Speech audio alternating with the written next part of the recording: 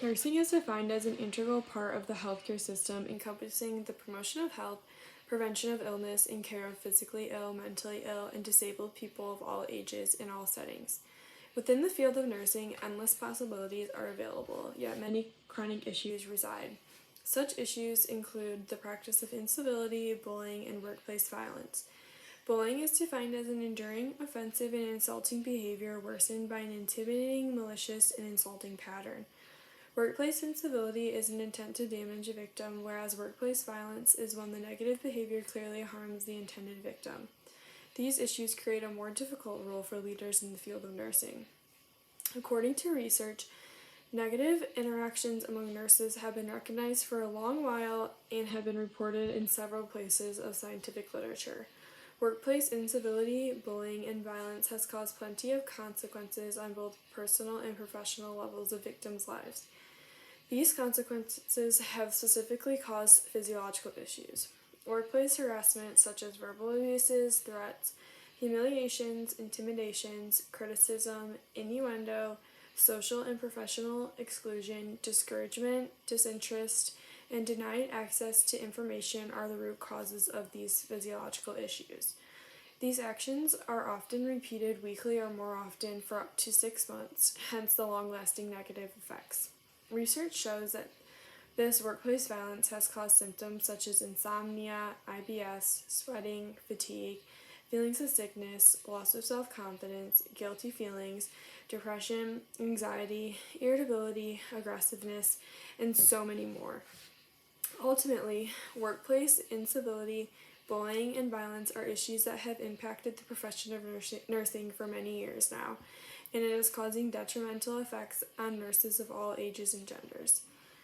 This issue is in dire need of a resolution as more and more people are affected by this daily. Like I said before, workplace incivility, bullying, and violence is a serious ongoing issue with the field of nursing desperately in search of a solution. When searching for ways to solve an issue as large as this, it is important to know and understand the cause of the issue. According to research, the cause of these issues is due to a deterioration in workplace relationships among peers. Basically, this means that frustration is built up among coworkers, which causes problems amongst each other, ultimately resulting in bullying, incivility, and violence within the workplace. A solution to an issue as large as this requires collaboration between everyone involved and a leader who possesses a democratic leadership style.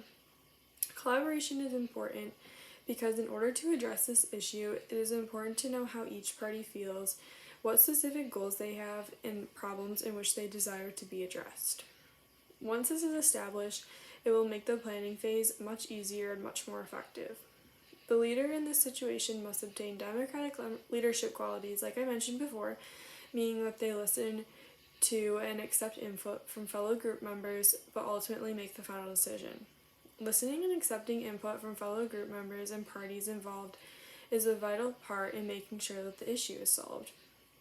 If the leader chooses to dismiss others' opinions, this may initiate more tension, which ultimately results in furthering from the final goal.